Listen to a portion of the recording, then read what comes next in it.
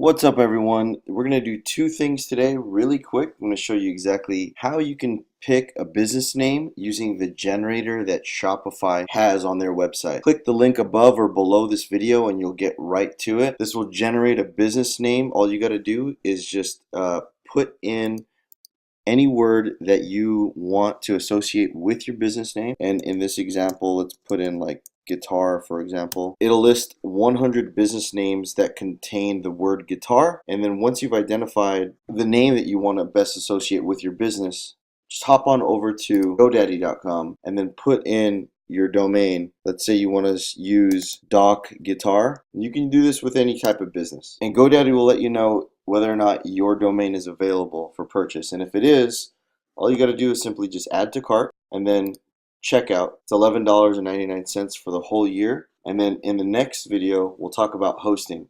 But that's all you got to do. It's as simple as that.